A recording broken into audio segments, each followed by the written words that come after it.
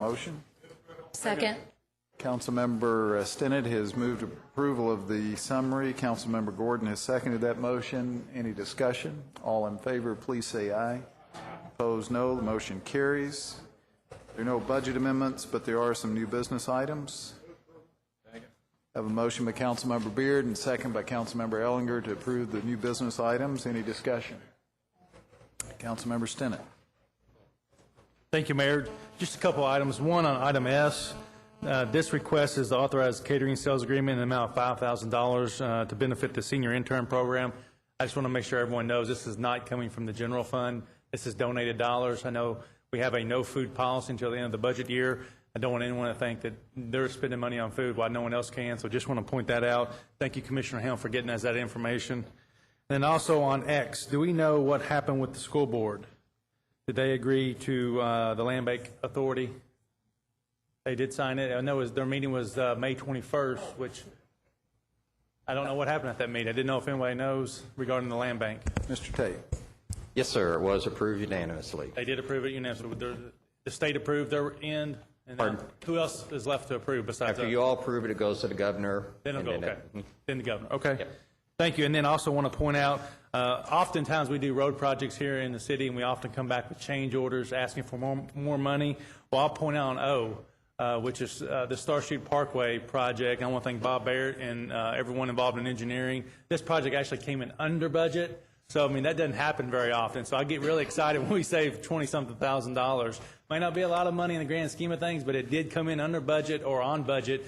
And kudos go to Bob Barrett and engineering and all those guys that worked on that. So just want to point out item O. Thank you. Thank you. Any further discussion? Councilmember Morton. Thank you, Mayor. Is Commissioner Webb still here? I had a question about would it be the release of the sanitary sewer easements? Is that in your department, sir? Item W is the release of partial releases of easement for sanitary sewer property 1950 Fort Hare Drive. I was just wondering if anybody could enlighten us on what that is.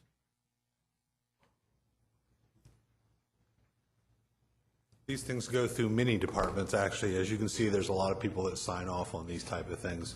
What often happens is that we build new facilities and abandon the existing facilities, and then there's no longer a need for the easement. I believe this one in particular is a pump station that used to sit back in there, and we took that pump station out and converted the gravity flow across Harrodsburg Road over into Rabbit Run. So thus necessitated or allowed us to abandon the easements and restore full use of the property to the property owner. And what is so this will revert back to the property owner? Yeah, typically the easements are an encumbrance on a particular property, and if the easements, whatever they may be, a utility easement, sanitary, otherwise, if they're no longer needed, the property owner may petition us to be able to release those easements, and that way their property is less encumbered than would be otherwise. Do we still have improvements or any type of facilities on these easements, or? No, sir. If we would not sign off on it, if we still have facilities there. Just want to make sure we weren't sort of passing the dime to the neighbors as well. So this is. Yeah, that's why it goes through. When we have like streets that get abandoned, we see those, we review it to see if we have existing utilities, and we'll say, no, we can't abandon that right of way. We have to maintain an easement.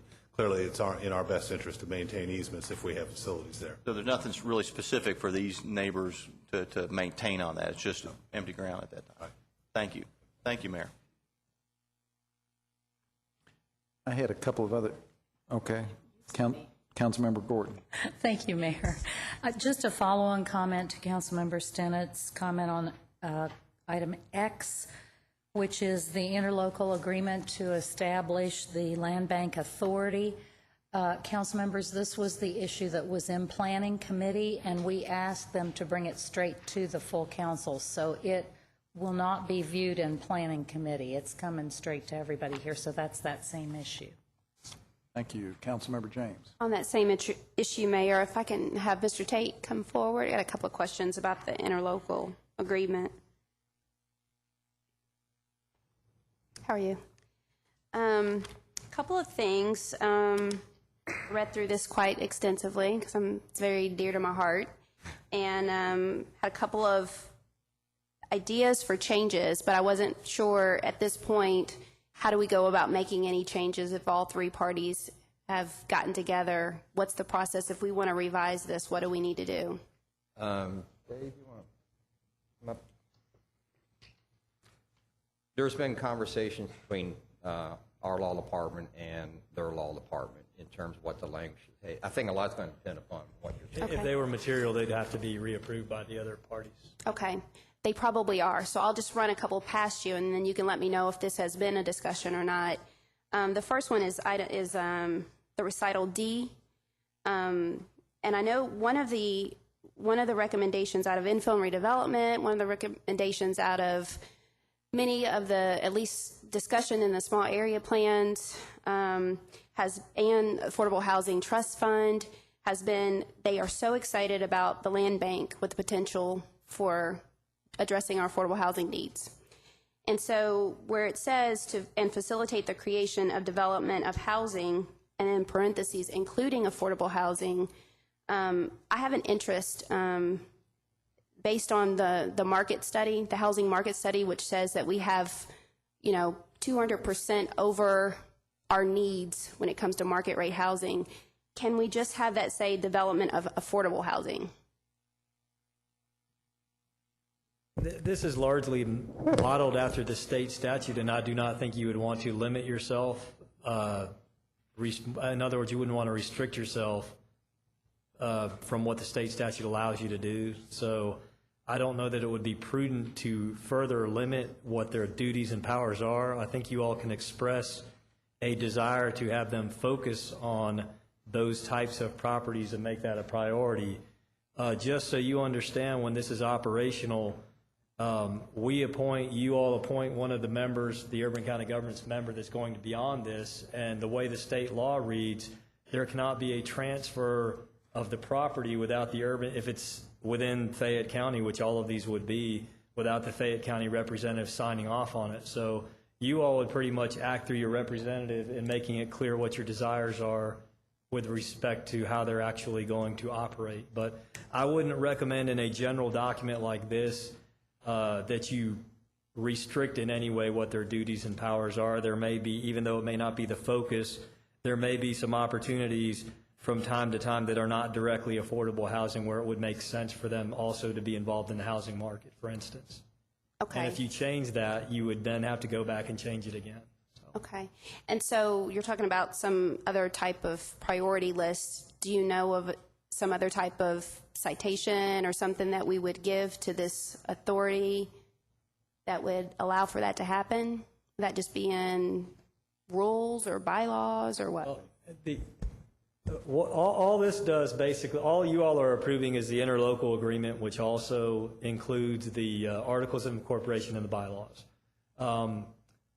The actual guidelines and practices have yet to be developed. And I would assume that what's supposed to happen is you all would be involved in, along with whoever you all appoint as the government's representative on this particular entity, you all would be involved in knowing what those guidelines were and having input into what the guidelines were that are actually adopted. Okay. Okay, stay right there. Another question has to do with areas of exclusion or approval. So say, for instance, the area of the land trust. Would you want to include something here or include something in this other thing you're talking about that would exclude areas where there's a prevailing, prevailing rule? So take, for instance, Councilmember Blues' area of land trust. We wouldn't necessarily want to subject those properties to this because it should prevail what they're doing there in that Newtown Pike area. I'm not exactly 100% sure what your issue is on that. This group, the idea with this is to empower them to be as broadly acting as possible within the legal parameters of the statute. I suspect as a practical matter, they are going to be limited in some of their focuses, but the whole idea right now is just to get them up and running within the state statute parameters. I think all of the operational details are probably likely to come, including how they're going to be staffed and some other issues like that, and what their priorities and focuses off the bat would be. But I think that they could certainly work with that group, and I don't think there would be an issue with them at least intentionally trying to get in an area that they were already focusing on. Okay. My point and where I'm going is clarity. So if you're confused about where I'm headed, I'm just headed to, this needs to be as clear as possible, even if it's listing by what other means we need to address other priorities. So this is talking it through, because you and I haven't sat to discuss this, so that's what this is doing. With that, under miscellaneous number 7, under notices, and it gives the manner in which notices are given to the members of the interlocal authority, can we include something about electronic? Because we've got overnight courier, first class mail, return receipt. Can we set up something to where electronic is also a method?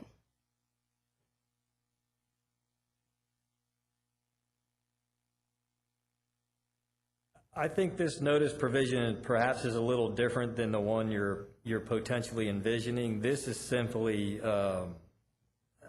among and between the parties legal notice. Understand that. I think as a practical matter, they would probably do that in addition to that anyway. But I'm pretty sure, I'd have to go back and look, but I'm pretty sure these were directly reflective of what normally takes place under the statute with respect to these types of notices. I would like to make an amendment that electronic be included as a method of notice as well.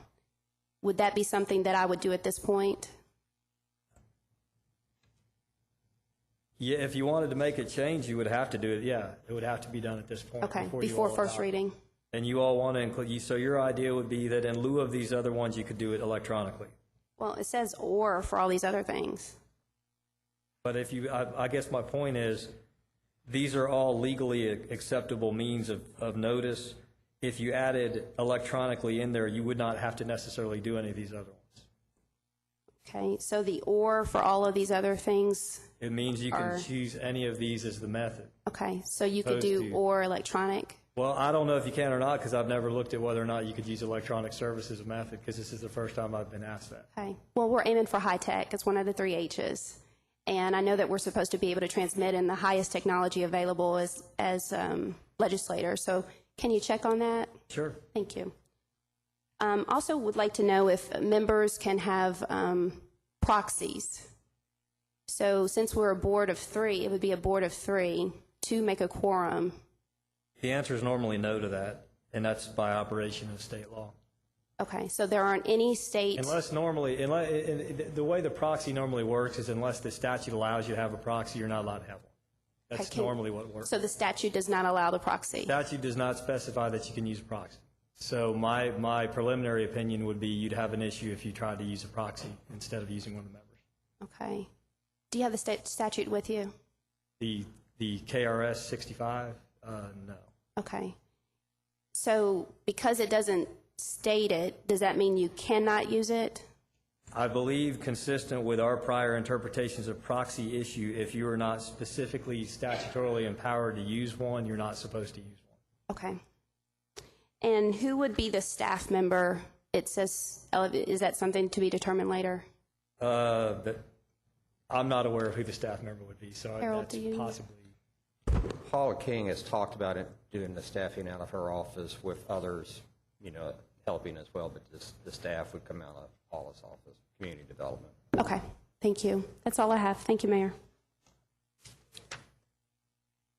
Thank you. Councilmember Henson. Thank you, Mayor.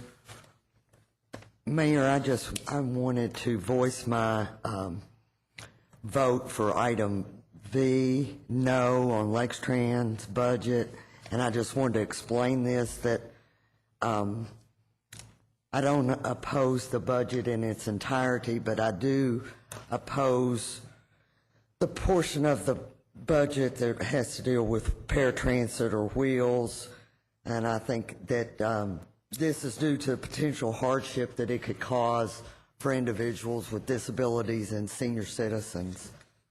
Thank you. Thank you very much. Councilmember Beard. Thank you, Mayor. David,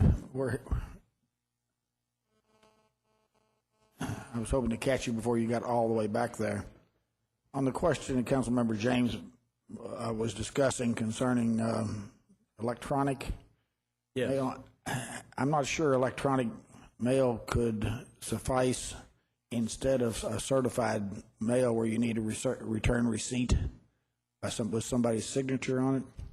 Well, I haven't looked at that. My understanding was I was going to look at that and see whether there was an issue under this statute and how it was being looked at, with whether that would suffice. And I would assume if there was, then we would not make your amendment. Is that? Yeah, if you can just let us report back to us before. Thank you.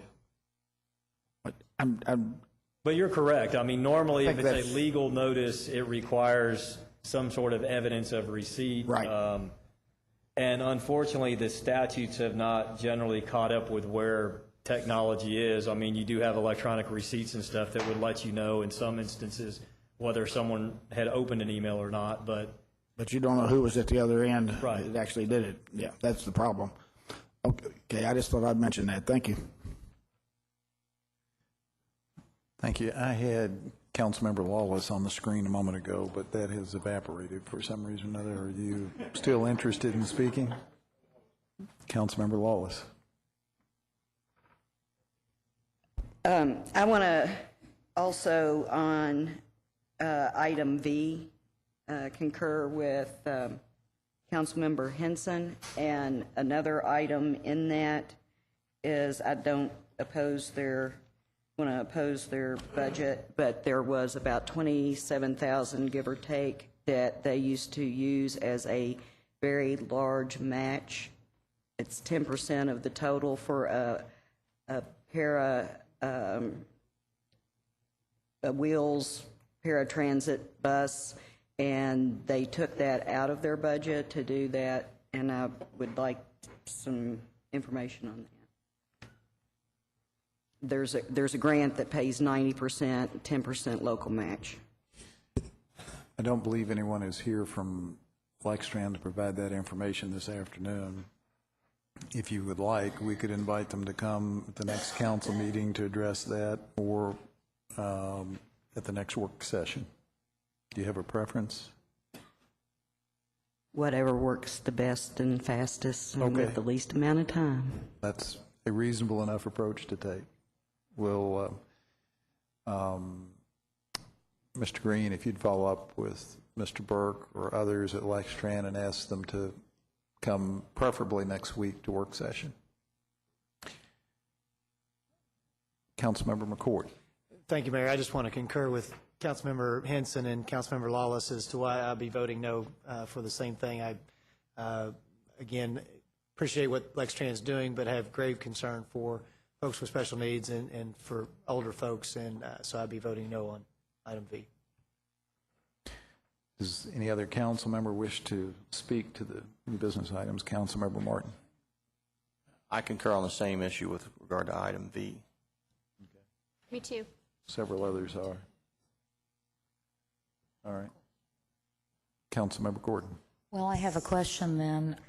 Is there a deadline by which we need to pass Lextran's budget? I think they're on a fiscal year as we Same are, as so ours. June 30. So in the event that it doesn't pass today, what would you, I mean, I guess that's presuming. I'd say we'll have a more interesting work session Yes. next Tuesday. Okay, very good, very good. Sounds great. Thank you. Councilmember James. Mayor, I will be voting in favor of moving item V forward, and would ask of the council members who do not support moving it forward if there are solutions, and if there are ways that you think that the budget can be revised to help this item move forward. Please bring that information forward to Lextran or to whomever, to somebody, to get to them so that they can make whatever changes necessary to advance it. Thank you, Mayor. Thank you. Further discussion? Councilmember Henson. Thank you, Mayor. The reason I feel like that I have to vote against this is because I have voiced my opinion of this budget numerous times. I've spoken with Rocky Burke, the director of Lextran. I've spoken with several of their board members, and I don't feel like that I'm being heard or whatever. The individuals that I care deeply about do not have a voice on their own, and if someone doesn't advocate for them, then who will?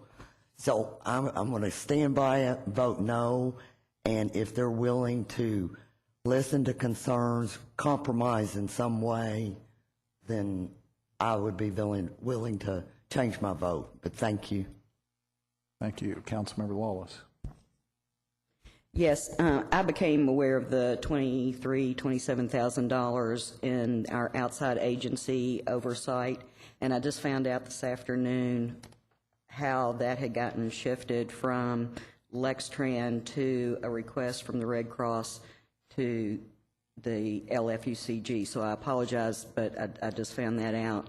Been trying to track down how that was going on. So my resolution, I mean, I want to support this and move it forward, but for Lextran not to continue that match of $20-something thousand for such an important vehicle and service to our community.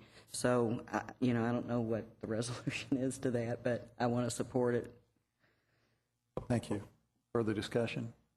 Mayor, I was just going to say, when Lextran gave their presentation, Councilmember Henson and I both spoke to them publicly and basically asked them several different questions about their budget regarding this issue, and also asked them if there were several different things that they could do. And basically what I saw was that it was just an audit recommendation, and they decided that that's what they were going to do, and they hadn't even taken anything else into consideration. And like Councilmember Henson, I believe that they are hurting the people who need this service the most, and didn't even take into consideration that just because it was an audit recommendation, we get recommendations from audits all the time, and it doesn't mean that it's the best thing that they should be doing. And they clearly said in front of all of us that, well, because the audit said they had to do it, that's what they had to do. And I just don't believe that they looked at any other alternatives with this. So I'm with Councilmember Henson, and I think that there wasn't even an alternative that they looked at. So thank you. Councilmember Beard. Thank you, Mayor. What actually happens to the funds if, in fact, the public passed a resolution to be taxed themselves, and the funds are going to sit in the county clerk's office, or until we solve this problem? I don't know the answer to that question. If you were actually looking for an answer. I was looking at you, but whoever might want to jump up and take a shot at it is fine with me. I suspect, in all candor, what would probably happen is, if this matter is not advanced to the docket today, that there will be a fair degree of discussion between members of the council and Lextran board members and staff to figure out what the resolution is to move it forward between now and June 30th. I would hope so. Yeah. But obviously, operations will continue at least through June 30th. And again, we are going to have an opportunity to vote twice on this anyway, I assume. It would be even if it is forwarded to June 11th. It would be read twice and voted on after the second reading. So I will support. Thank you. All right, Councilmember James. Thank you, Mayor. I'm not here to advocate for Lextran necessarily. I'll vote as I see fit. However, I did want to state that there were alternatives, and one of the alternatives that was talked about after that audit, because that audit said they didn't have to provide any paratransit outside of that fixed route, but the board decided that they would, but at a higher rate. So there were alternatives, and they did choose an alternative that does cost more, and it wasn't, it's still very tough for me to swallow as well, but they do still extend the paratransit outside of that fixed route for a higher cost. I'm sorry, he said that was the alternative that they offered. I'm sorry to clarify. Councilmember Martin? Thank you, Mayor. I guess as an open question, I'm not sure what the answer to this is the council's function is to ratify the budget as presented. So we don't have the ability to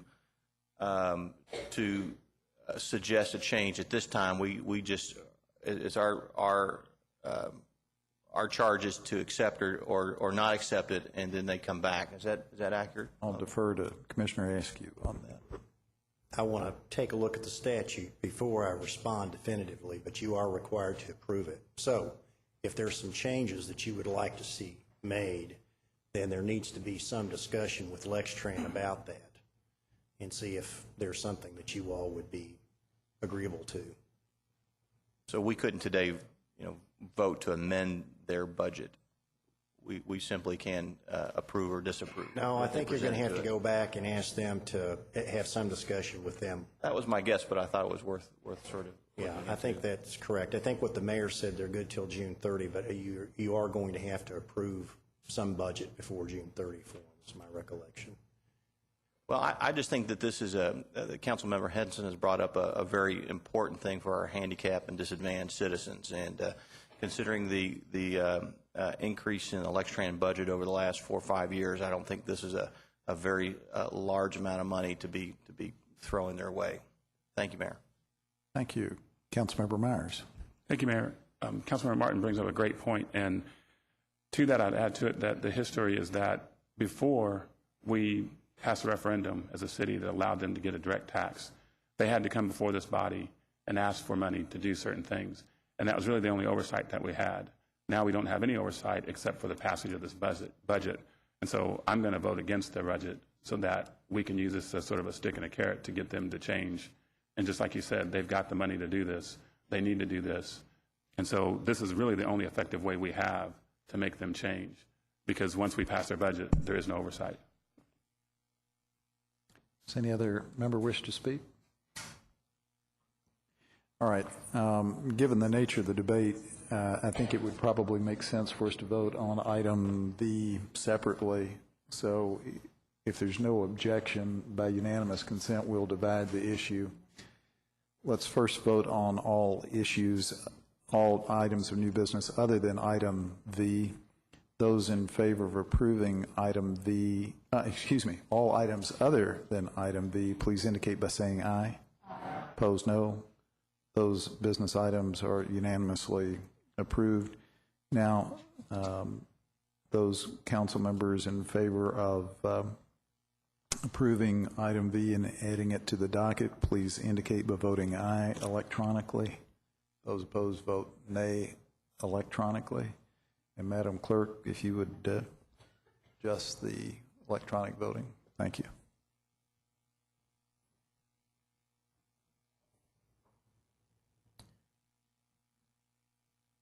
All right. The motion to add item V to the agenda fails by a vote of 5-9. That concludes dealing with the items of new business. We're now ready for the presentations. First is from the Planning Committee. Thank you, Mayor. The Planning Committee met May the 12th, and the first item of business was the Family Care Center audit, and all council members received a copy of this electronically in April. Commissioner Helm gave the background on this issue. The management audit report revealed the need for a more in-depth look, and so a financial audit of the Family Care Center was conducted by Blue and Company, and they were unable to give a clean audit.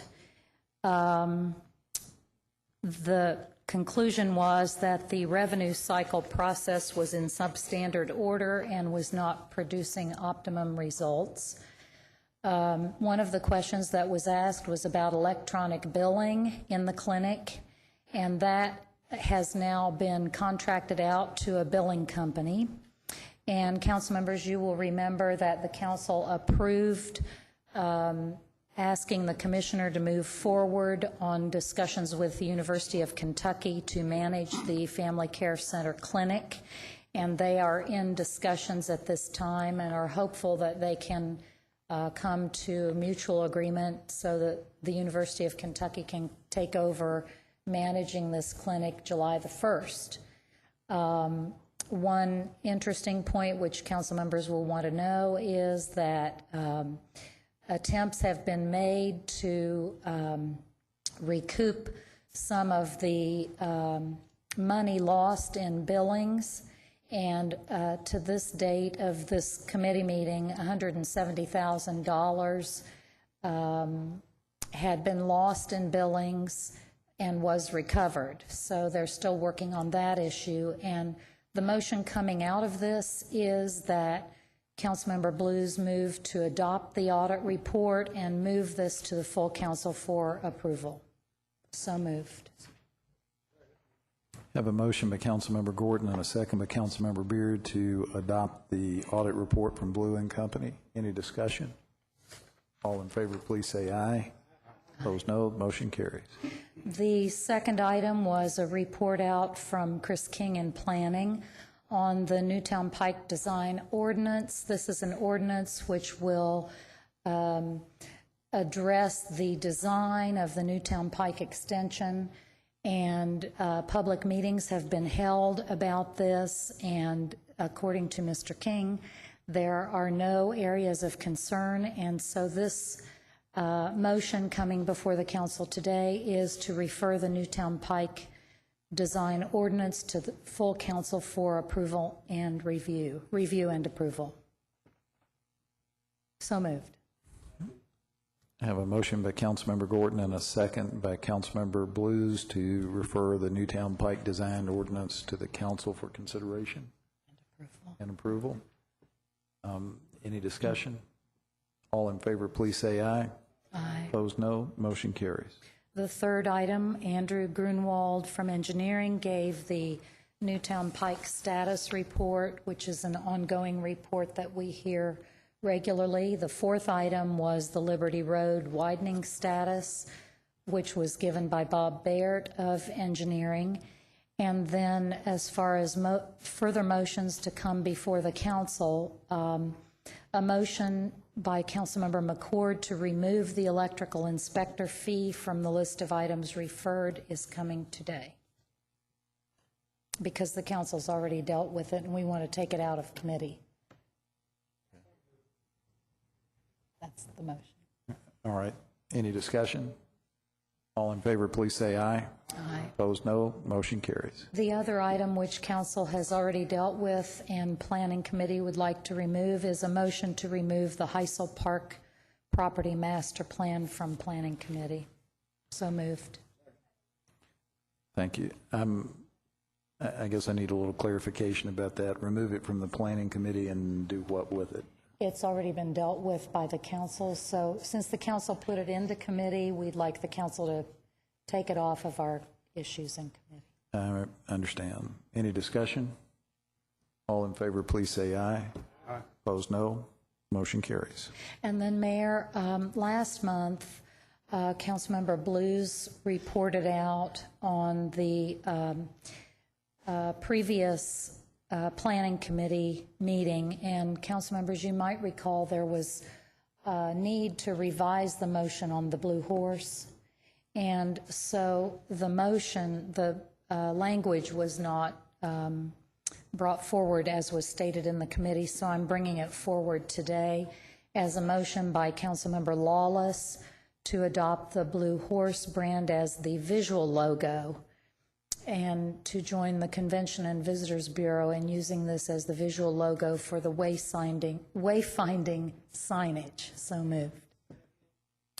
Any discussion? All in favor, please say aye. Aye. Opposed, no. Motion carries. And that completes my report. Thank you. Councilmember Blues, do you have the court or committee report today? Yes, Mayor, I do. Mayor. I'm sorry. On the planning committee summary, it wasn't, I'm sorry, I didn't know the right time to say it, but the wording, third paragraph from the bottom, is incorrect. It says CM James said she thought this was awaiting results from infill. It should say this was not awaiting results from infill. So we need that modified. Thank you. And with that, if we can, Rebecca, if we can have someone maybe double check the minutes. Past few, we've had to do corrections, and I don't know what the process is, but can we just make sure that somebody's double checking the minutes? Thank you. Thanks, Mayor. I take it that would be a correction to your minutes that you all would take up at your next planning committee meeting as opposed to our addressing the issue now? Yes, thank you. All right, Councilmember Blues. Point of order on this item, please. If this is the corridor committee report out, I've not seen anything come forward to us. I didn't know if this was going to be something where it's going to move forward, a motion. I've seen no minutes or anything. So I just want to get clarification if it's, we have a policy that you bring items before us at least, 48 hours, I believe, or 72 prior to a Tuesday. Are you talking about the Corridors Committee Yes. report? Councilmember Blues, I'll let you address that. I just received a copy of the minutes before the meeting. Would be happy to defer the report out for to the next work session until we can distribute those to all council members. Thank you. That would be appreciated. We'll do that. The next item on the agenda then is a report on the ice storm, and I'll ask Pat Duggar to step to the microphone. Mayor, we have the same issue on this presentation as well. I think you emailed everyone this morning, and it would be up to the council to continue on at this point. Again, as I announced a couple of Tuesdays ago, we're going to start abiding by our own rules. I hate to be the bad guy here, but this presentation was just given to us this morning. So unless anyone wants to make a motion to hear it, it really can't be heard today. Does anyone wish to make that motion? All right, we'll postpone that and plan on trying to get it back on as soon as possible. And Mr. Carey, if you want to step forward, we'll take up the library budget. Thank you, Mayor, Vice Mayor, and the council. Before we get started, I'd like to say I enjoyed seeing most of you all up in Madison last week. Hope everyone got out as much out of that trip as I did. Great timing for Bike Week this weekend. Mayor, you made a comment up there when we were discussing how best to become a next city and about how to get more library cards into the hands of potential patrons. I'd like to recognize Councilman Meyer in a joint venture with the Public Library. He's been working on the Gainesway Center, which by its design will expand library use and allow many more of our citizens to obtain and use library cards. Thank you, Mr. Meyer. And by the way, I paid for my trip myself. I have here with me Kathleen Emhoff, the director of the library, Mr. Bill Ambrose, former chair, Tim Syneath, former dean of the University of Kentucky College of Library Sciences and 30-year member of the board, Kathy Reynolds, who's our audit chair, member of the advisory board, Board of Trustees, I'm sorry, and the Board Management Committee, and our financial officer, Karen King. As you know, we're here to present our proposed budget for fiscal year 2010, which begins in July. The Lexington Public Library Board of Trustees is a fiduciary board. We are responsible not only for ensuring that there are adequate resources available for running the organization, but also that those resources are managed effectively. To offer you a clear picture of how the library board and staff work together to create a strong, growing library system, we put together numbers for a 5-year period. During those 5 years, the Board of Trustees, CEO, and staff work together to set a budget and operate within that budget every single year, all while building a new library, expanding an existing one, and accommodating the large increases in usage. This budget and the library's priorities each year are set within the framework of the board's 15-year long-range plan, which forms the basis for the library's 3-year strategic plan. Each departmental goal and budgetary expense must correspond with a specific piece of the strategic plan before it's approved. To illustrate how this plays out, we'd like to draw your attention to 2 directives of the long-range plan. First, to improve library service to the people of Fayette County. You have in your folder statistics for the past 5 years of the library. As you can see, usage numbers continue to rise. We've had a 20% increase in circulation, a 66% increase in the number of borrowers, 101% increase in program attendance, 150% increase in the summer reading program participation, and a 2,638% increase in computer use. In this current fiscal year, responding to the needs of people in the community, we continue an emphasis on helping people find jobs during tough economic times through special sections of our website, resume workshops and assistance, interview workshops, and the establishment of a job help center at the Central Library. In the past 5 years, we've worked diligently to respond similarly to other community needs, such as the establishment of programming to older adults in senior facilities throughout Fayette County, with program attendance rising from 1,450 in the first year to more than 4,000 in the third year of implementation, to meet the increasing needs of our rapidly expanding senior population. The establishment of the Village Branch Library, the first and only completely bilingual library in Kentucky, to respond to the increasing needs of our Spanish-speaking customers.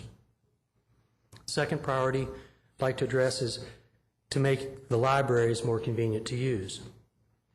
While our usage continues to rise in all categories, we are always seeking ways to make our facilities easier and more convenient for the people in Fayette County to use.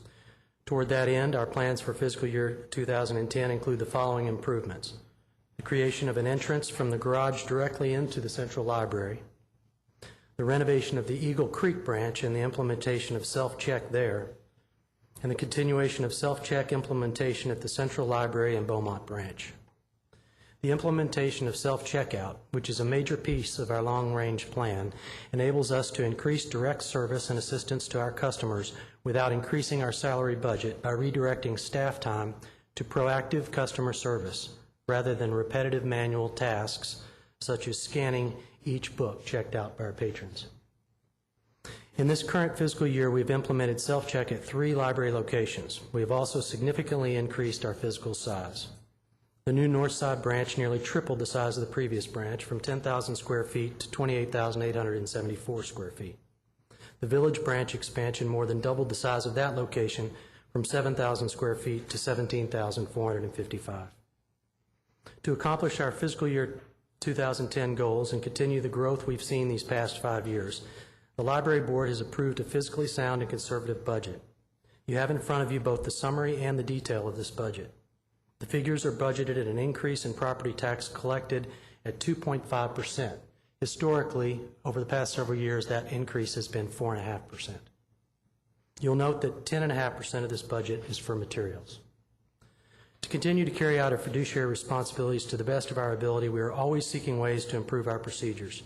On July 1st, we will implement a new accounting system that will enable the library to offer clearer information, create custom reports, and provide better tools for tracking various expenditures, including a separate garage report for each month. We have already implemented changes in the procedures for credit card use at the library. I want to assure the Council and the Mayor and the citizens of Lexington that the Board of Trustees of the Lexington Public Library takes its fiduciary responsibilities very seriously. And we feel this is clearly seen in the accuracy of our accounting, the proactive track record we have regarding policies and procedures, and most importantly, in the continuing growth in our entire library system. We'd like now to address any questions that you might have. Thank you. I have Councilmember James on the screen here, but I think that's a little stale, so Councilmember Lawless.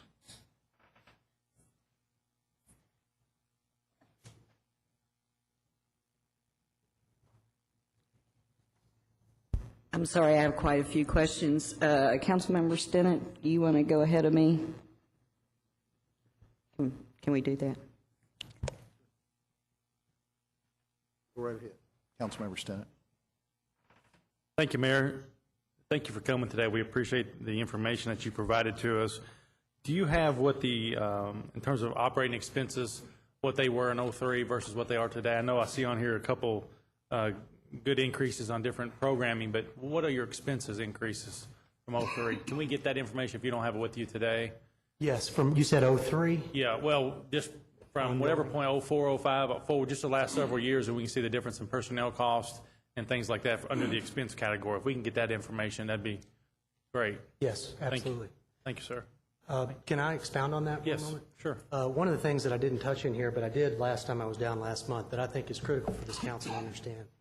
When I first became an advisory board member over 10 years ago, the payroll system at the public library was going to choke the 15-year plan that I just discussed.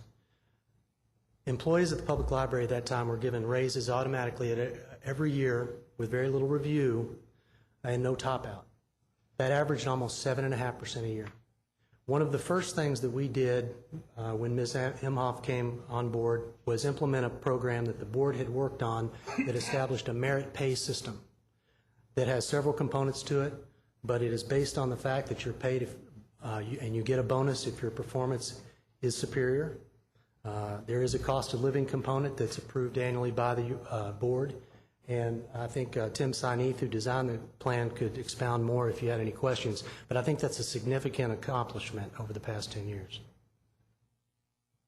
And I appreciate that, and that's why I just want to look back at the personnel costs. I know you have had those issues as well as, I mean, even from last year to this year, it's going up, it says in here 60%, it's 60% of your cost, but it's going up $269,000, which compared to $8 million.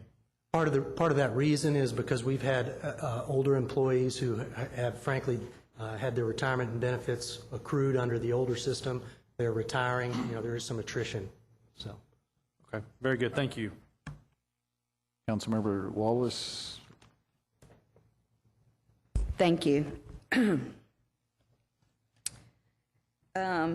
First of all, I wanted to ask, I've got some kind of line item questions and then some overall questions. Payments to the Carnegie Literacy Center. In 09, it was $65,000. You've reduced it to $45,000 this year. Can you talk a little bit about that? Yes. And I may ask for some comments from some of the other board members as well. As I was not a board member of the Carnegie Center, my history with that, however, is that the Carnegie Center occupies the building owned by the public library. The Lexington Public Library supported the Carnegie Center for, I think, 15 years with 5-year agreements. And we sent quite a bit of money over there every year. At each 5-year increment, they were directed to become self-sufficient at the end of that next 5-year or of that 5-year term. 3 of those terms passed where they had done very little to become self-sufficient in terms of fundraising or a foundation. This last time, or actually the term before this, there was a lot of feeling amongst the Public Library Board to cut off funding completely. Fortunately, Ambassador Farish and the city and the board at the time worked out a deal where the 3 entities contributed an equal share for 1 more term to the Carnegie Center, and with the directive that this time they really, really, really had to become self-sufficient. They didn't do it, okay? So we were put this year on the spot with a request by the Carnegie that this time they promised, no matter what, if we gave them the money, they'd become self-sufficient. It was our understanding that the ambassador was willing and did contribute his share of the money identical to the previous term, and we were put in a position that Carnegie was coming to our meetings. They came 3 months in a row. They didn't have any money, and they were looking for us to make a contribution.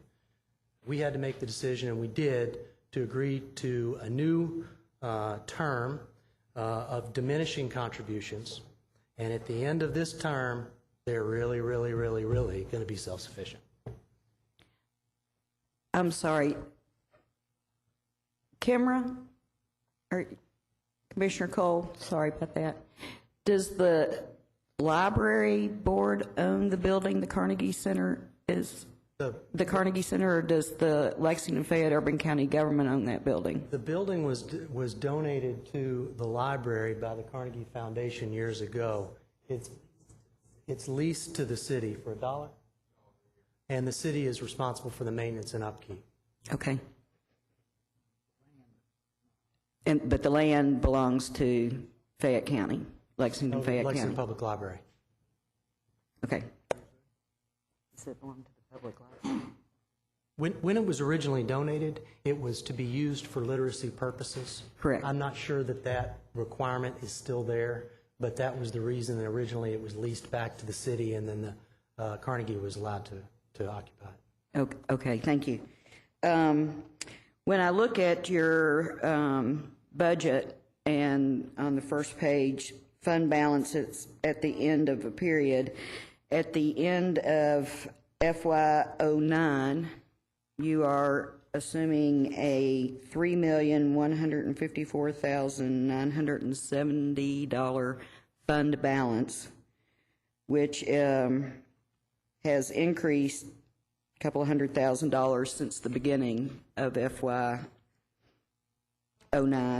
or did. And then for FY010, you're predicting a $3,224,000 and some change fund balance. Again, that has grown this year. Can you talk some about that fund balance and what it's being used for?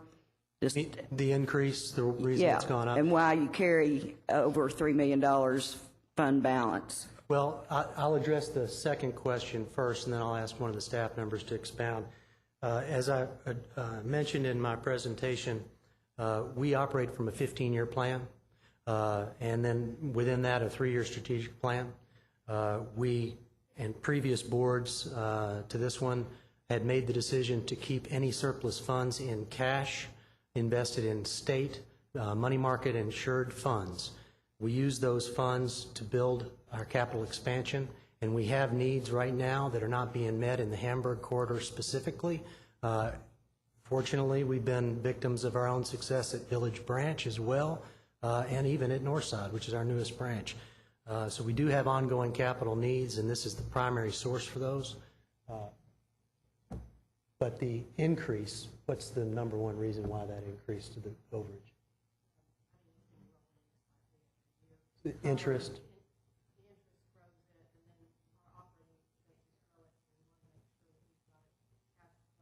It's primarily interest and carry. Okay, on the next page, 51, this is the general fund budget, not your capital fund budget. I'm assuming your operating expenses. Is that correct? Yes. And there you show a $2 million fund balance in operating expenses for FY 2010. So, which increased your fund balance from... Yeah, I'm going to let Karen answer that. You're looking at the general fund budget summary? Yes, ma'am. I don't believe there's a fund balance. I think she's looking at the revenue figures and then the total The expenses. total at the bottom. You were looking at the 2,061 figure, is that correct? That's expenditures? That's the total operating and maintenance expenditures. Oh, for the okay, proposed- I'm sorry. It would assume, just one second.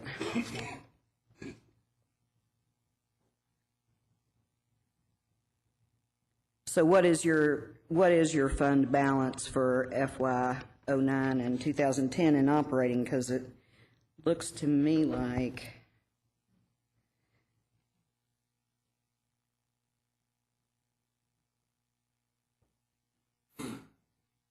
it still looks to me like it's about $2 million.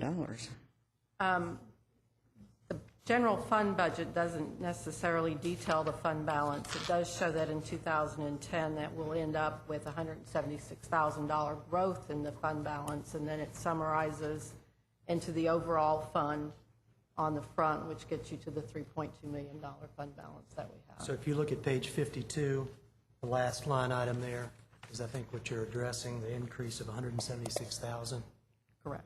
And that, well, I know one thing, we saved money on our health care and benefits this year, so that may have something to do with that.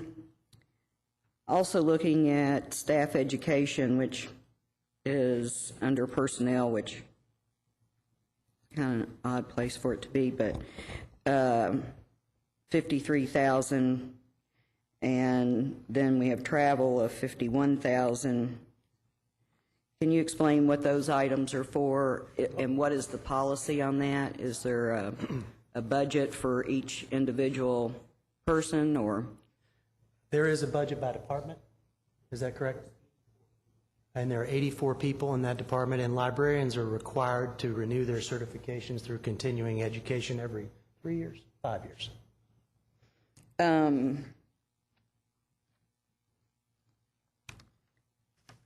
The other question I had, I noticed there were quite a few library employees, 2 or 3 at least, on the Commerce Lexington trip in Madison. Is that part of the continuing education? I think there were probably more library staff there than there were just about anybody else, so. Well, actually, that's not true. There were 2. 2? And this is the first year they'd attended, and they did it at my suggestion. After the Austin trip last year, I felt we were remiss not being there. Okay, and I'm assuming that the board members that were there were paying out of their pocket? I was the only board member, and I went as a private citizen, and I paid myself. Okay, thank you very much, and thank you for your service. I have some other questions for the library board, but I assume this is not the time to ask them. It depends on the nature of the questions. If it has to do with the budget, it now would be the appropriate time. Well, I was just wondering where they were with the city audit, and do they have does the city or do you all have some idea about when we will get that audit information? We haven't heard anything since we provided all the information. Okay, I'll submit the other questions. They're more of a process rather than budget. Thank you so much. All right. And thank you, Mr. Carey. Let me go back to a question you raised a few moments ago. On the lease at the Carnegie Center, as I recall, and Commissioner Cole may be able to refresh my memory about this, the terms of the lease there are, we lease it for $1 a year. We have the obligation to maintain it, which is a pretty broadly defined maintenance obligation. And if I recall correctly, that's a 15 or 20-year lease term. Is that correct? 99. 99 years. Pardon me. I knew it was a long term. And that has been in existence for 15 or 20 years, I guess, something. I believe it started under Mayor Basler. So that's kind of where we are on that building right now. All right. Councilmember Beard, I think. Thank you, Mayor. I'm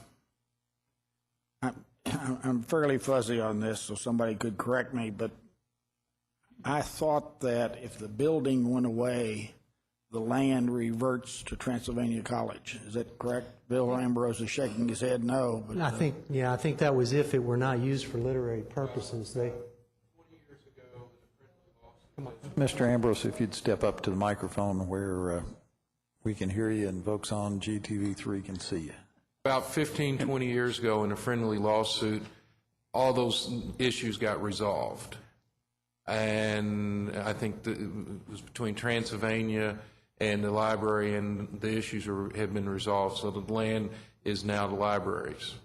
Okay, well, that's probably what I remember from 20 years ago. It seems like just yesterday. Yeah, but that's probably what triggered your thing, was in that friendly lawsuit to get all those issues resolved. Okay, thank you, Bill. For purposes of introduction, this is Bill Ambrose, and I know you were and maybe still are on the board. He's former chair.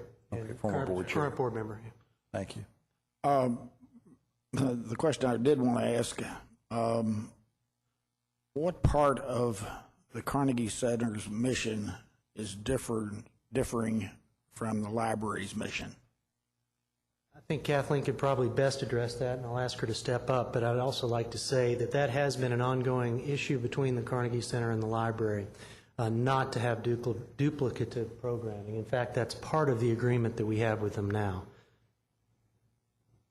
Are you saying there is duplicate, or there is not? It would depend on who you asked, but it is part of the agreement that there will not be duplicative programming. And this is Kathleen Emhoff. Every quarter, they submit a report to us in which they show us exactly the programs that we are paying for, and those are non-duplicative programs. If the Carnegie Center went away, would you have to pick up those programs, or would you be not necessarily bound to do so, but in all probability pushed in that direction? We would need to investigate it, but many of those programs are things that we would consider continuing, yes. At what cost?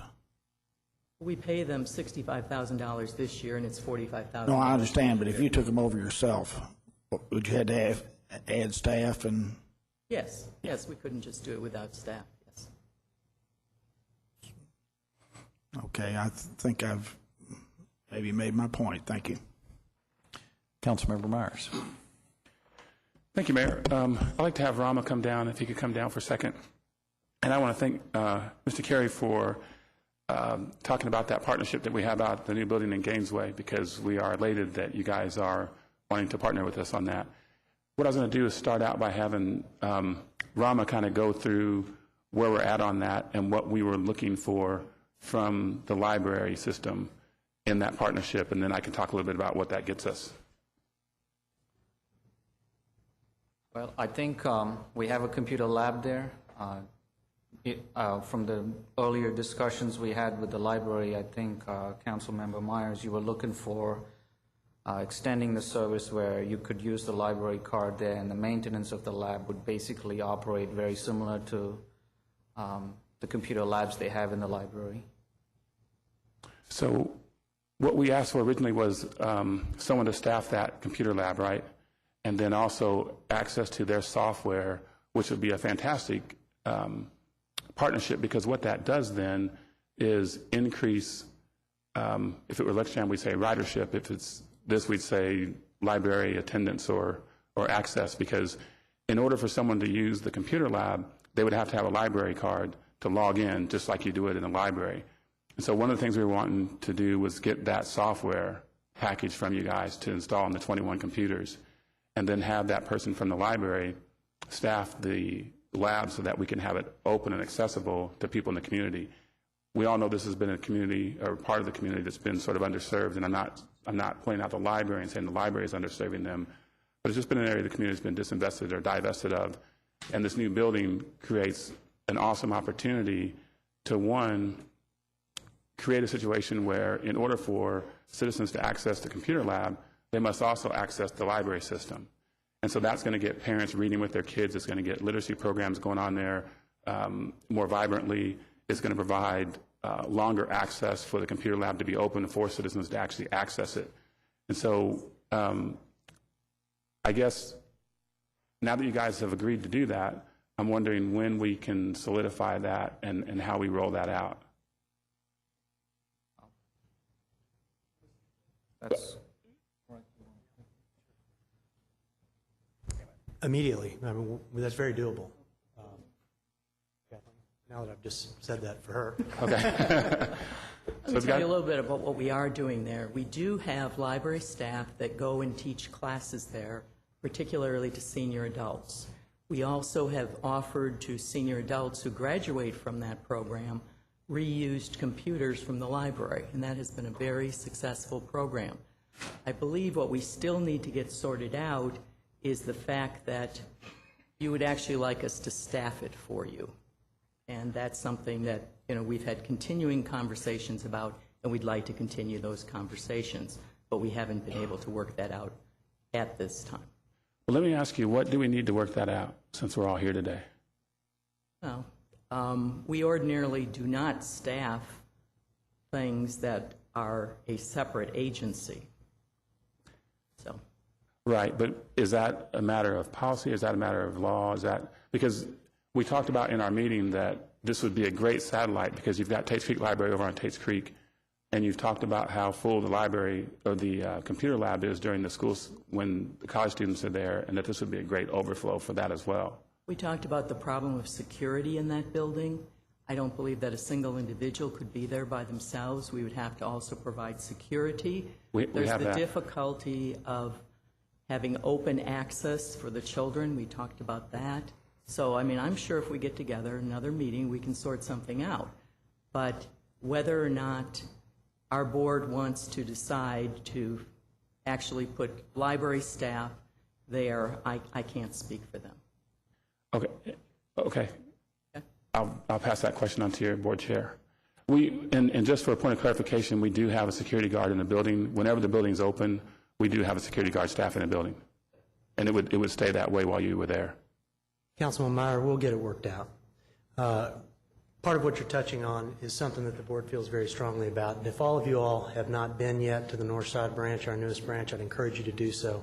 Libraries are evolving. And you can see clearly in the design of the buildings that were built in the 1980s and the early 1990s the differences when you visit the Northside branch. The information age has changed libraries tremendously. You could see from that statistic I cited earlier about the increase in computer usage, libraries are becoming more community center oriented and more responsible for disseminating all sorts of information and for open access to information than just being books on shelves. And this is a critical mission of our library and will continue to evolve in that direction. So I guess I'll get with you and we can schedule a meeting with Rama to wrap this up. But I thank you for your commitment, and this is definitely your target community. So I appreciate that very much. It's reflected in the usage. It's clearly serving a need. Absolutely. Thank you. Thank you. Councilmember Martin. Thank you, Mayor. I think I've said before that no good deed goes unpunished, and again, we're extremely fortunate that individuals of Mr. Carey's caliber have stepped forward and agreed each and every day to volunteer for organizations like the library or other nonprofits in town. I just want to thank Mr. Carey for his leadership of the library during these last couple months and express my appreciation as a council member for his continued service to the library. It's good to have good people involved in our nonprofit organizations and our affiliated agencies. And we have talked about before on this council as these things sort of come up, it's important to really sort of keep good people involved. We certainly don't want to discourage folks like Mr. Carey and many, many others who are on nonprofit boards from serving. So I just want to say thanks. Thank you, Mayor. Thank you. Councilmember James. Thank you, Mayor. Burgess, it was a pleasure to meet you on the trip, and Sarah as well. And I am thankful for the library and their services. And as you know, it's tough economic times, and people have ideas of how we can utilize our tax dollars appropriately. And I just want to put it out there. You know, the library has a dedicated tax. And I guess at times when there's balances in those accounts or folks for whatever reason don't see the programs that are being utilized, they start wondering, you know, is that amount needed for that particular service? And just answering that question, responding to that, do you feel as if it's time to reduce funding for the library? Well, in the first place, we're funded by the minimum amount required by state law, and that is never said. That hasn't been said by anyone through this whole process. The state law requires for a city of our size to be funded for 5 cents to 12 cents on every dollar of property tax assessment. We get 5 cents. I think that's significant. And as Mr. Martin just said, no good deed goes unpunished. We had a board wise enough during the savings and loan crisis of the late 1980s to decide then and there not to invest any money in the stock market. Any of our fund balances were to be put in federally insured money market accounts. As a result, we have some cash. And it looks to the untrained eye like we have a surplus of cash. And of course we want to be good citizens, but our cash, frankly, isn't enough to address our 15-year plan as it stands right now. Land costs have not come down yet in Hamburg. We have a critical need out there. We're overrun at Eagle Creek.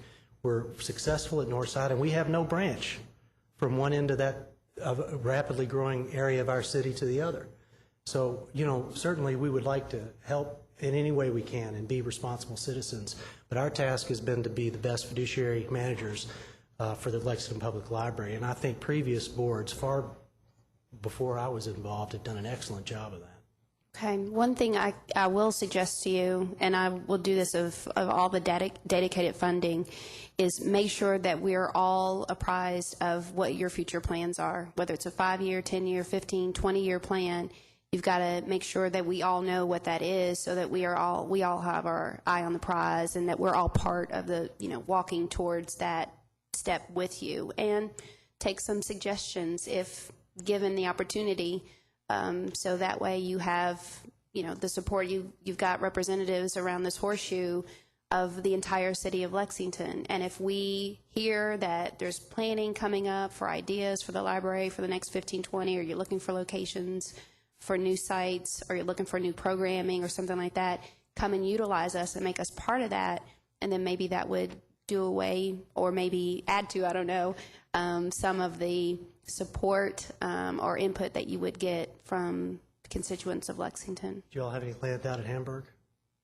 You need to ask Councilmember Stanton about that one. I think that's a great suggestion, and I hope that this process will help foster better communications between the council and the Lexington Public Library. If there's one regret that I have over the last several months, it's been our ability to get the right words out and to make people understand what our mission has been, because unfortunately there's been a lot of rumor and misinformation, and I don't think that serves anyone, particularly the citizens of Lexington, who have every reason to be very proud of our library system, very well. And I too want to thank you for your service. I've been a member of a nonprofit board before, and it's a tough job, and I really do appreciate you and all the other board members that spend your time on such a public entity. Thank you. Thank you. Thank you. Councilmember Lawless. Again, I would like to say thank you to you and all the many, many volunteers and a lot of tremendously dedicated paid staff at our public library. However, and so these questions aren't meant to in any way diminish that. However, with over $13 million of taxpayers' money, Lexington Fayette County taxpayers' money going to the library system, yes, we do have a grant system, and a lot of people's 15-year plans have been changed dramatically in the last year. And so I hope that what I'd like to see is how the belt's getting tightened, how checks and balances are being tightened, and ways in which you all are rethinking your 15-year plan with the downturn in our economy. You said it appears to the untrained eye that we have all this cash. Well, in my over $3 billion is a lot of cash in this economy. So, but thank you very much for your efforts, and I'll be getting with you with some other questions. Thank you. And you bring up a great point, because, as I've said last time, this isn't about me. This is not about our director. This isn't about any individual. If it's about anyone, maybe it's about the staff and the patrons of the library. But the library is a fantastic institution due to the outstanding staff that we have there, many of whom have served for decades and have provided consistency through the years, and I'd be remiss if I didn't acknowledge that. Councilmember Feigl. Thank you, Mayor, and thank you, Mr. Carey. I also served on many nonprofit boards, and I know how difficult it is. Had a couple of questions, though, on this report that you've given of library usage. I'm not a librarian, so I just want to make sure that I'm understanding the terminology. The circulation, is that actually just how many users, how many That's just books checked out? That's why it's a lesser percentage of growth than some of the other things. Right, so that's number of books checked out. Okay, and then borrowers are just the number of individual people who have a library card? Yeah. Yes. Okay, so borrowers increased by 66%, but circulation only increased 20%. Only of books, but you can also see the program attendance and computer use has had explosive growth. And that speaks to what I was mentioning to Councilman Myers about the evolution of libraries. Okay. And so program attendance, also that number 78,000, that indicates individual people that have participated in a program. Yes. Even if it's a duplication of a person, it's just That's just total attendance. total, Yes. total people. Yes. Okay. And same for the summer reading. Yes. Yeah, okay. Okay, on the budget summary, I just am trying to confirm, I read articles in the paper, and I like to confirm the information that I get. So the parking and copy sales in revenues, is that relative to the parking garage? It is? Yes. Okay. And so that is at a deficit? It is. Okay. However, excuse me, I'm sorry. Go ahead. However, that number does not take into account the free parking we provide for patrons and employees of the library up to 3 hours every day. Employees park free? Yes. Okay. There is a cost associated with that free parking. Okay. And video sales, what is that? That's CDs and videos. They're $1 a day for rentals. Okay, movie rentals. Correct. Okay. All right, thank you. Thank you, Mayor. Councilmember Stinnett. Just want to put a plug out, as Councilmember James said, we need more information from him to help you. How much land do you need in Hamburg? 5 acres minimum. Can't settle for 3? If you could get us some parking. Smaller branch. That'd If be the everything's wrong place digital to now, put you it. may not need a lot of room for books. Thank you, sir. Thank you. Councilmember Lawless.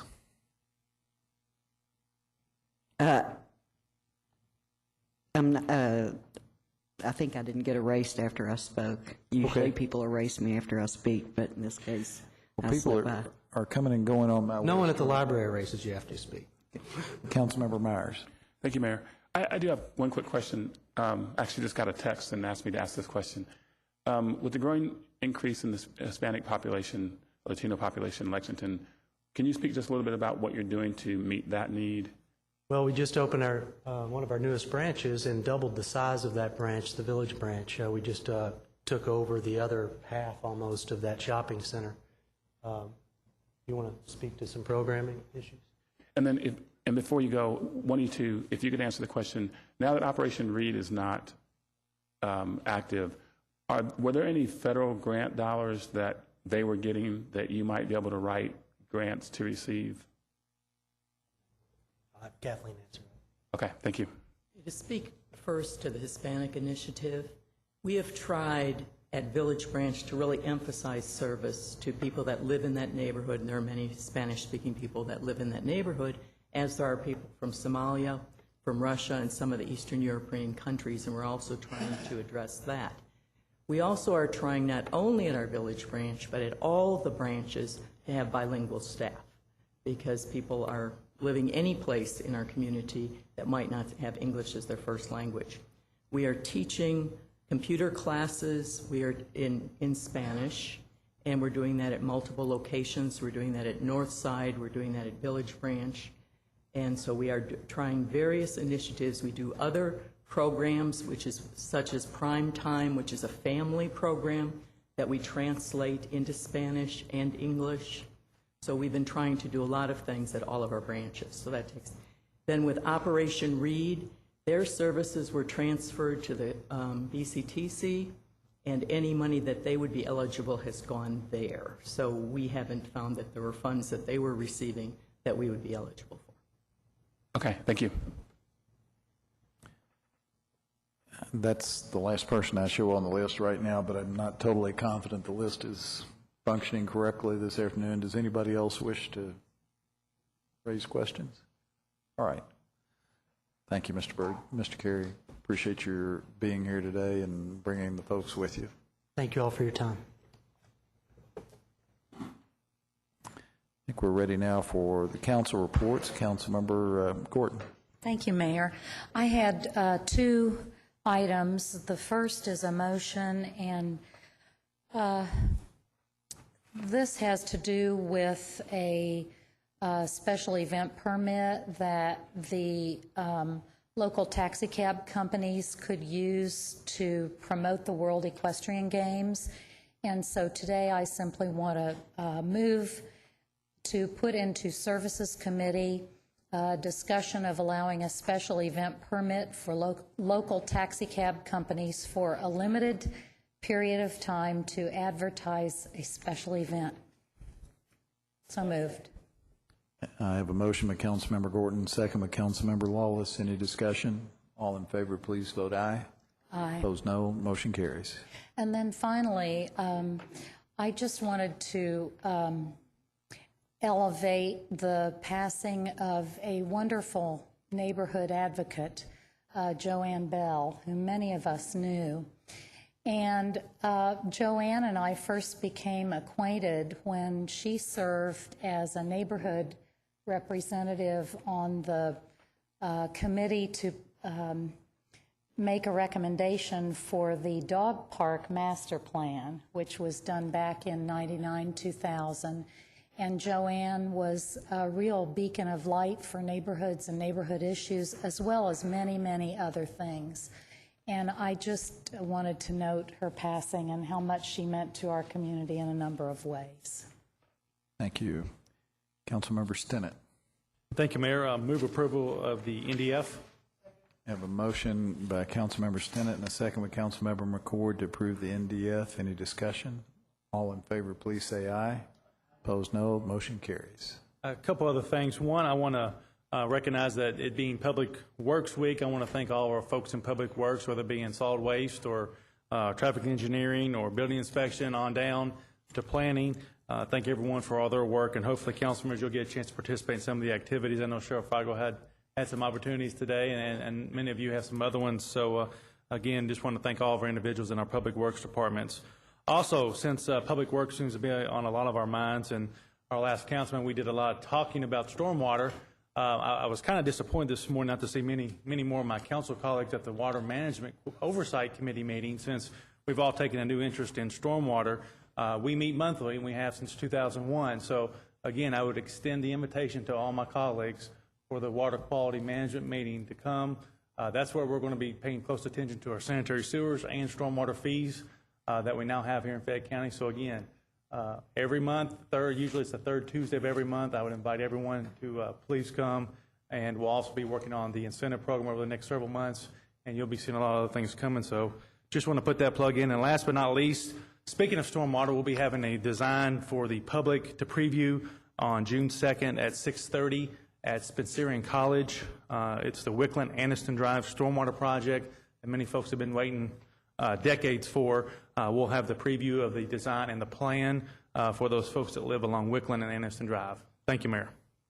Thank you. Councilmember Henson. Thank you, Mayor. I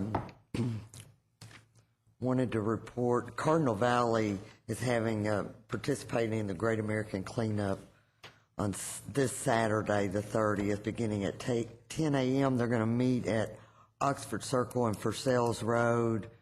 So anyone that would want to join in is more than welcome. Their neighborhood meeting will be next Tuesday, June 2nd, at 7 o'clock at Faith Baptist Church, 125 Garrett Avenue. And I would like to invite the at-large members to come if they're available, and a lot of good people over there that I would like for you to meet.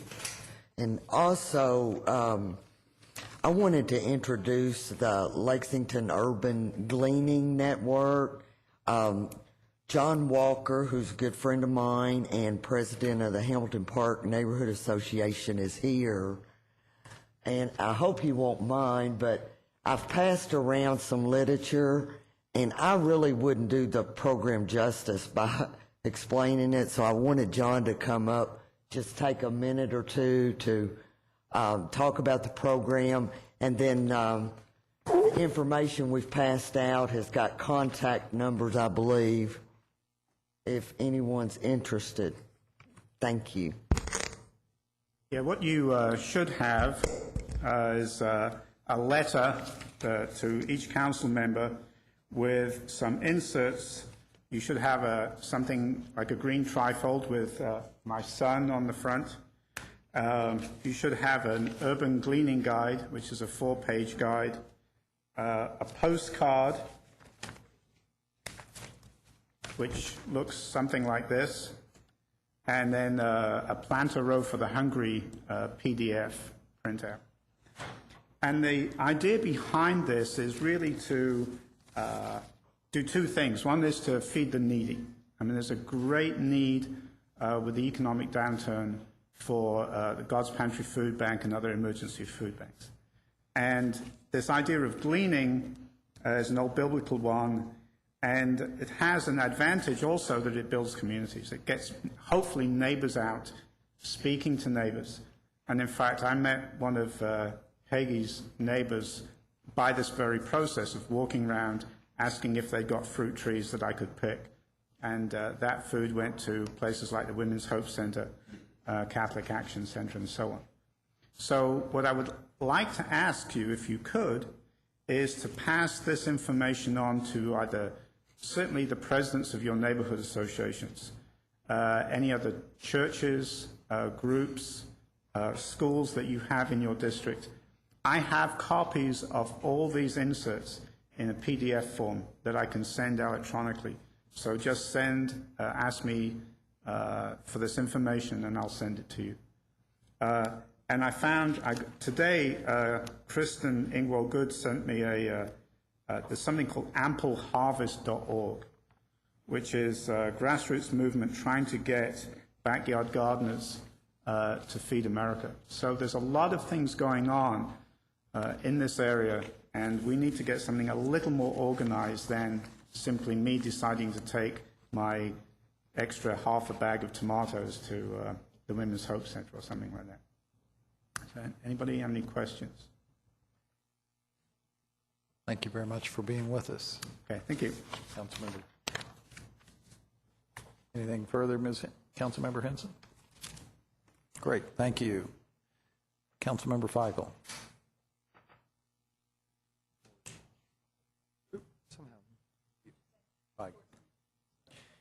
I'm sorry, I don't know what's going on, but That's quite all right. I've got Councilmember McCord now. That's fine. Thank you, Mayor. I appreciate Councilmember Gorton bringing attention to the loss of a very committed citizen who was in the Stonewall neighborhood and who had very far-reaching impact on our community, Joanne Bell, and certainly her loss is felt, and my sympathies go out as well. And in keeping with Memorial Day this past weekend, I just personally want to thank those who served in our armed forces and serve in our police and fire and to keep us safe over this past Memorial Day. We certainly appreciate those who do a job that keeps all of us safe, and I trust that Memorial Day weekend was good for all of us to remember that.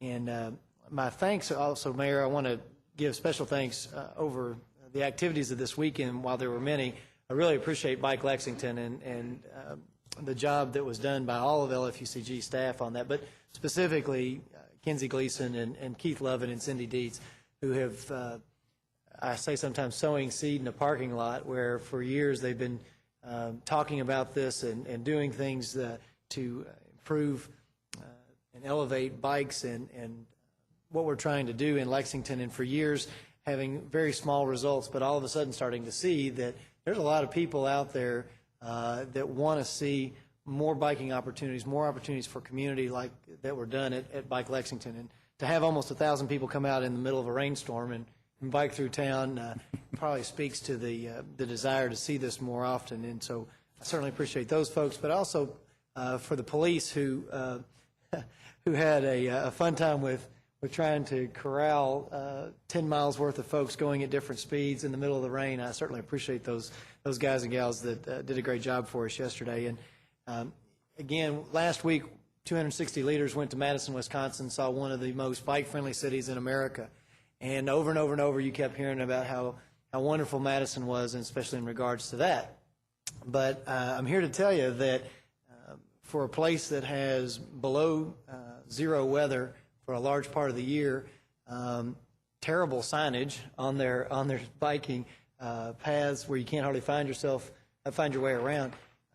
Lexington has a unique opportunity, and I was very heartened to see a lot of our community leaders go and sit with the traffic engineers and the city leaders of Madison to talk about how they had put that system together over the last 20-some years. And I look forward to working with a number of those folks, but especially up here on council, where we can maybe forward some of those ideas in a more rapid fashion and start to see this trend that we know our citizens are wanting. LBAR had done a study 3 to 4 weeks ago that has showed that in the 10-county area surrounding Lexington, the Bluegrass area, it is almost ironically off the chart, the types of response people are saying they want more of this. They said in other communities where they see this, hey, we want more trails, more parks, it's usually around the 5 to 7% mark. And in and around Fayette County, it's 30 and 40% that are saying we want more of this. So I think we have a real opportunity, and I hope that Madison was an eye-opener for folks, because on the last 2 chamber trips, we've gone to somewhere that is brutally cold and then brutally hot with Austin, Texas, and yet they're 12 months. They've got a biking and cycling culture there, and I think that yesterday was indicative at Bike Lexington that there is a growing demand for this. So, Mayor, I certainly appreciate all your efforts with regard to bikes from trails to events. Thank you. Thank you. You mentioned both Memorial Day and Bike Lexington, which happened this year to be on the same day. I have asked, just so everybody's aware, that we take another look at rescheduling that so we don't have the conflict between the observance of Memorial Day and the Bike Lexington events. And so hopefully we'll find a way to avoid that issue in the future. Now, Councilmember Flagel, I think. Thank you, Mayor. I have 2 things. First, I'd like to announce the Kenwick Neighborhood Association is going to have their annual bungalow tour on June 7th, and it is from 1 to 6 p.m., and you can buy tickets at 148 Victory, which is a church, and I don't recall the name of the church, but this is an annual event for them, and their neighborhood is extremely unique. There's so many of the older bungalows that have been renovated, and it's just a very, very charming neighborhood. So I hope that you will take an opportunity to attend their bungalow tour. Also, I would like to thank the mayor and the vice mayor and Councilmember Ellinger and Councilmember Gorton for joining me tonight at the 5th District Neighborhood Association meeting at Spencerian College on Winchester Road. It begins at 6 o'clock, 6 to 8. And also we'll have 3 staff members there to speak with us as well. Pat Duggar from Emergency Management, Jerry Hancock from the Parks Department, and Harold Tate from the Downtown Development. And they're going to be there to give short presentations and answer questions from the audience. So if anyone's listening from the 5th District, I'd be happy to have all you there at 6 o'clock tonight. And also I would like to invite all the other council members to attend as well. Thank you very much. Thanks. Councilmember Lawless. Thank you. I had several announcements, but Joanne Bell was my professor, my mentor, and a dear friend for many, many years, and I just found out about her passing. She's the first person that ever suggested that I run for a public office, and I respected and loved her dearly. So the one thing I do want to mention is that Cormans and CSX have agreed to fix the railroad tracks on Walton Avenue near Winchester Road, and because it is going to take all day, they've been asked to wait until after school lets out because of so many of the school buses that use that route. So be aware that that's happening. Thank you. Thank you. Councilmember Martin. Thank you, Mayor. As a footnote to the Madison trip, and given this is the budget season, I wish I could see more, I guess a greater commitment in the budget to acquiring right-of-way and building trails. I know these are tough budget times, but we are spending money on something. We really need to commit millions of dollars every year to this. I was just blown away by the enormous trail system they had in Madison. So I guess I'm jumping on the Jay McCord train. Trail, that's right. I think the great lesson of Madison is that great bike and pedestrian trails are not just a safety issue or a recreation issue. It is an economic development issue. This is a way to attract and retain the intellectual talent that is necessary to drive a city such as Lexington, which is a university town, into a 21st century economy. We need to make our town as friendly as we can to the to the kind of folks who are thinking up the things that we're going to be using next year and in 20 years. I believe Lexington is not in the game. We've got about 15 miles of trails. What did Madison have? About 150? And so it is one of those things that if we committed millions of dollars every year for the next 15 years, we will still never catch Madison, I'm guessing. We used to say at the Economic Development Cabinet, if we keep doing things the way we're doing them, we're going to end up where we are. And I think that is what we are going to have as far as our trail system. I do think it's things that folks want. I think it adds quality of life, and it will help our economic development as far as retaining intellectual talent. As we've head into budget negotiations, I guess I'd like as a council that we sort of try to find a way to do this. I think it's an important thing, and it will change Lexington for the good. I think it will really make a visible and public change that folks can use, that folks can enjoy, and that'll help our economy. Thank you, Mayor. Thanks. Councilmember James. Thank you, Mayor. I just had a couple of announcements. This week, the Commission for Citizens with Disabilities we typically meet at the library. We're not meeting at the library. This week, we're meeting at the Lexington Art League. That's at 209 Castlewood Drive. It's the big building that you'll see. There's some art, some sculptures out its front door. We're going to meet there. There's an art exhibit that features some art by citizens with disabilities and other types of illnesses. So we're excited to be surrounded by beautiful art and talk about the Commission for Citizens with Disabilities and what's going on there. So I just wanted to let everybody know that change of venue is the Commission for Citizens with Disabilities at 9 a.m. on Wednesday, May 27th at the Lexington Art League. Just a change of location for this one meeting. Also, it's not on our schedule of meetings, but on Thursday, the 28th, we will have our Neighborhood Development Bond Fund meeting. It starts at 1 o'clock, 5th floor. It should be wrapping up many of our projects going on, and we'll get an update from all of those. Thanks, Mayor. Thank you. Does any other council member wish to report? All right, I've got just a couple of things. I'm going to ask Commissioner Askew to give us just a real quick update on the LexTran issue that we talked about a moment ago. And then I'd like for Commissioner Bill O'Meara to step up and give us a quick financial update. Mayor, thank you. I did not, as I indicated, have the statute in front of me earlier when Council Member Martin raised a question about the LexTran budget. But I want to read something to you. You all can amend that budget, but let me read it to you. Such annual budget may be approved or disapproved by public body or may be caused by such public body to be revised, amended, or otherwise altered in the sound discretion of the public body, provided, however, that no disbursement of any funds within any mass transit trust fund shall be made until such annual budget shall in its final form be approved by the governing body. So you do have an opportunity to amend that budget and approve it, but it needs to be done by June 30. Just wanted to make everybody aware of that additional piece of information in the aftermath of our conversation earlier. Any question? Councilmember Martin. Thank you, Mayor. I guess I was going to ask Councilmember Henson whether she wants to make a motion to amend the LexTran budget, or you want to hold off until a future meeting. No, sir, I would rather, in my opinion, I think it would be best if LexTran, you know, if they want to meet with us and then amend it with our recommendations or whatever. But I don't think, at this point, I don't think it's necessary for us to amend their budget.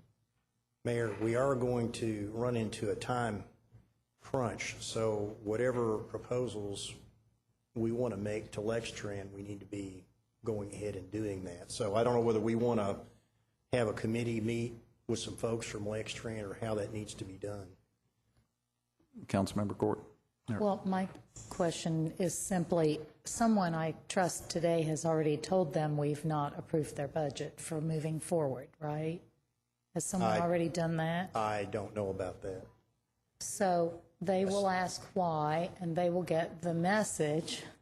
So I mean, would they not automatically bring us back something? If they know what About you would like to see. Paratransit? I think, yeah, if it's what Councilmember Henson mentioned, then, and that's the only issue with it, then I think they need to put something together. If there's some other issues, though, we need to outline what those are so they can comment on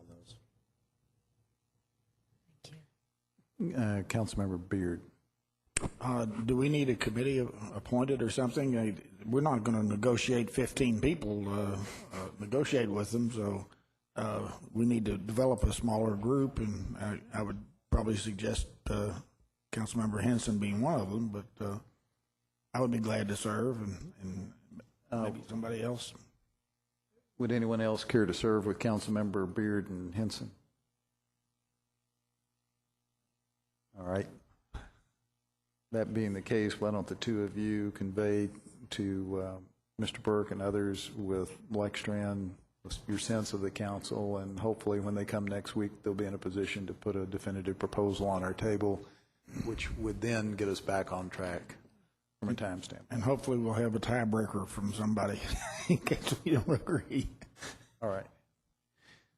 Thank you. If there's nothing further on the Lexstran issue, Mr. O'Meara, if you would come up and just give us a quick rundown on where we stand financially. I know typically this is a presentation that's made at the Budget and Finance Committee meeting, but you don't have one of those going because of the budget process, and I wanted to just give you a little bit of an update.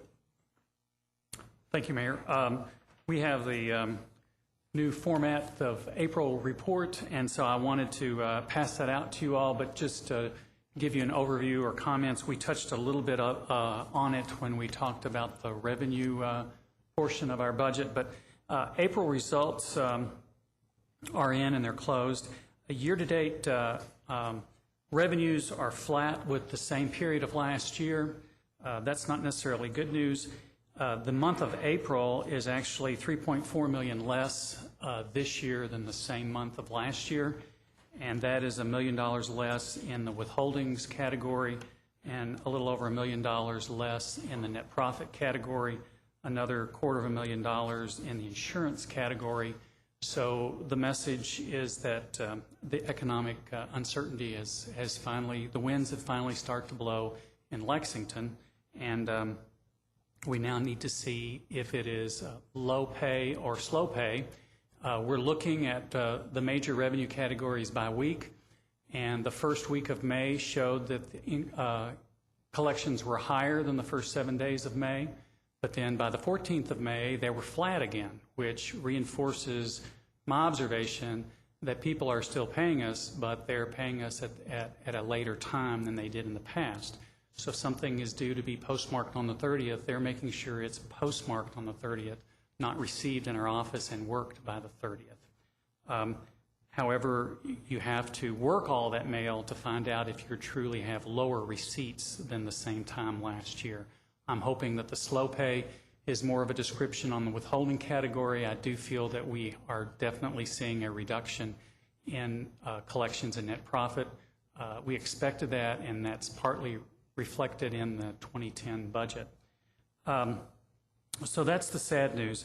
There is some good news. The personnel category is $2.8 million less year-to-date, April of 2009, than the same 10-month period in last year, 2008, and an additional $2.5 million less year-to-date in the operating accounts this year, April year-to-date, than April of last year. So I guess from our perspective, the controlling of cost is key because we don't know how elastic the revenue will be in the last part of the year.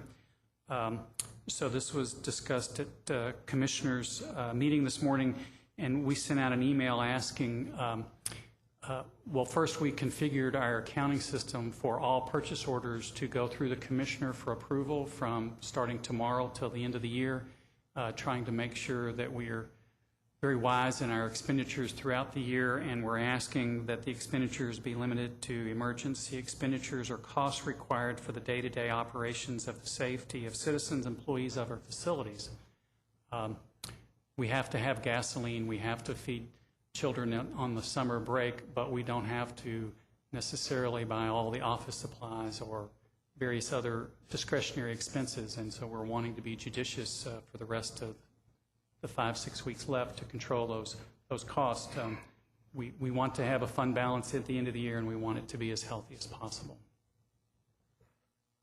That's obviously a very top-line sort of review of the financial situation, but we thought it would be appropriate for everybody to be made aware of that in light of the circumstances.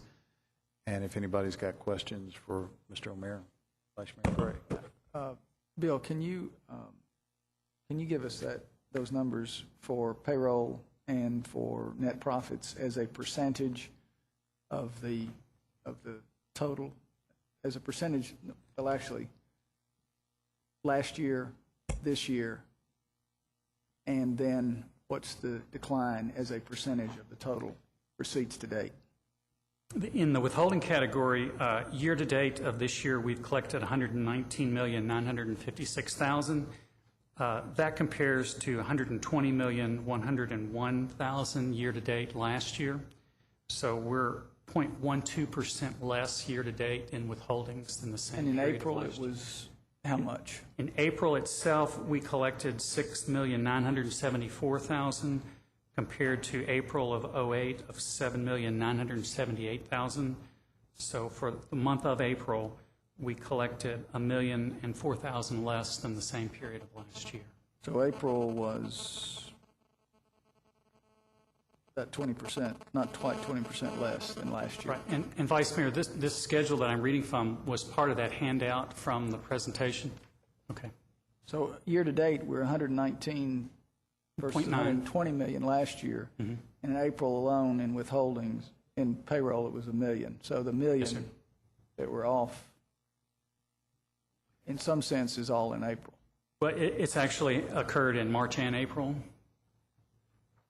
So those months were significant declines. Yes, sir. All right, what about the net profits tax?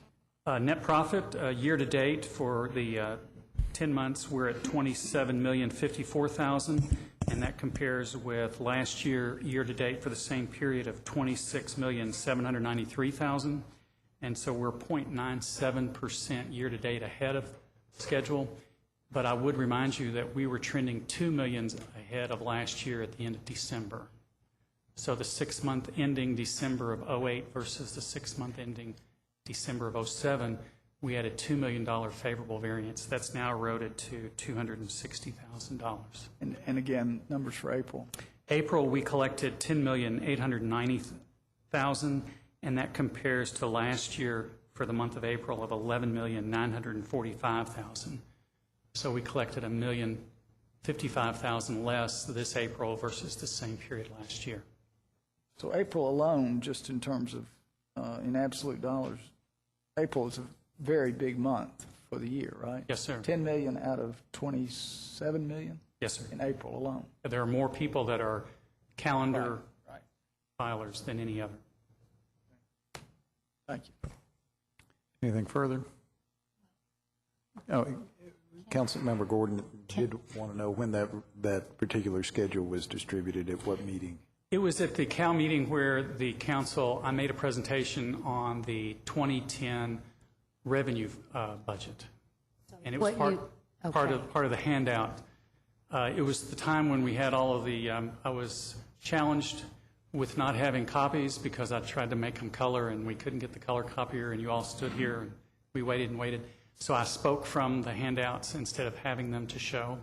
That's the meeting. So and so all the that was numbers- distributed afterwards that afternoon. So everything you said today, we got before. For these 4 major categories in revenue, yes, ma'am. What is new is we finally closed the entire financial books. So this is total revenue and expenses through April. Let me tell you what I suspect all of you already appreciate, and that is this is a very difficult time to be doing the finance job at Irving County government, and Bill O'Meara has done it in a superb fashion, and I'm very appreciative of your efforts, and I hope you all are feeling the same positive feeling I have about the quality of the information we're getting, and I really appreciate it. Thank you, Bill. All right, that's all I have. It takes us down to public comment on issues that are not on the agenda. Does anyone wish to address the council? Seeing none, Councilmember Stinnett. Thank you, Mayor. I move that we go into closed session pursuant to KRS 61.8101F for a discussion that may lead to the discipline or dismissal of one or more employees. So moved. You've heard the motion. Any discussion? All in favor, please say aye. Opposed, no. Motion carries. Who voted in opposition for the record? Oh, okay. Thank you.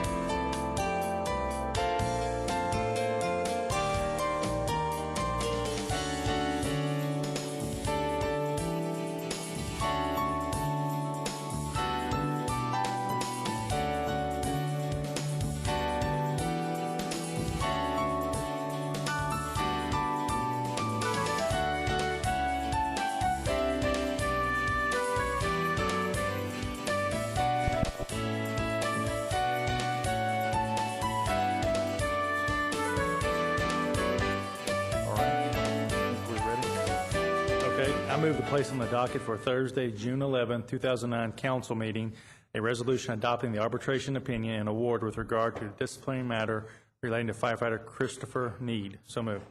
I have a motion by Councilmember Stinnett, a second by Councilmember McCord, that we add that item to the June 11 council meeting docket. Any discussion? All in favor, please say aye. Opposed, no. Motion carries. Is there any further business?